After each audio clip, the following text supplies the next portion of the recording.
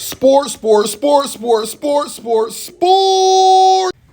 I'm actually going sports entertainment on this one. This weekend is the retirement match of John Cena, who WWE has been calling the GOAT. Now, GOAT is a funny term, especially in wrestling. It's a scripted sport, you know what I mean? It's tough to really judge people on their accomplishments because those accomplishments are, written in for you, right? But I will say this. In every sport, it's tough to be the guy after the guy. Meaning, you don't want to be the one who takes the reins after somebody who was great. The next great player for the Bulls never wanted to follow Michael Jordan. See Scottie Pippen. The next quarterback after the Patriots was never going to be looked at as well as Tom Brady. The next coach after the Patriots was never going to be looked at the same as Bill Belichick. So John Cena had the unenviable task of being the face of WWE in the era that followed the greatest era of WWE, the era that made WWE a worldwide company, the Attitude Era, and he had to follow Stone Cold and The Rock.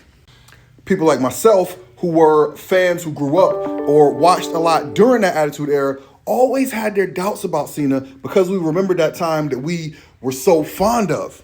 And different from the Attitude Era where there was Stone Cold and The Rock and then later Triple H, always had The Undertaker. They had a lot of top guys. Cena was kind of at the top by himself. And that's no disrespect to Randy Orton and Batista, but those guys were always very clearly cast as his sub-characters. And over time, Cena answered every single criticism any fan had about him. They said he was too kiddie. He ended up going toe-to-toe with The Rock on the mic and showed The Rock up, made The Rock look crazy a couple times. Then the era of the hardcore wrestling fan came in and they hit him with the "you can't wrestle." What did he do? Started having matches with AJ Styles, Kevin Owens, Sami Zayn, and putting on bangers. The greats always answer their critics in every avenue of entertainment. And every criticism people had of John Cena, he answered it. So while I think it's tough to truly crown somebody as a GOAT in a scripted sport, John Cena has my ultimate respect. He absolutely is one of the greatest performers of all time. He was put in the top spot, and he never did anything to make himself be taken out of that spot. He protected his spot however he had to, and he lived to tell the story, okay?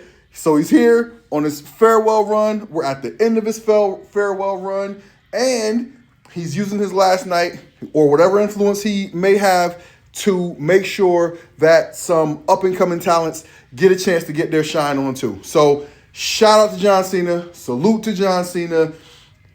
Love him or hate him, he was the face of a whole generation of wrestling fans. He was the face of the company, and he showed up. You know what I mean? He showed up. He wrestled hurt. He did all the things, came back early from injury, and you got to respect it, man. You got to respect it. So shout out to Cena. Congratulations.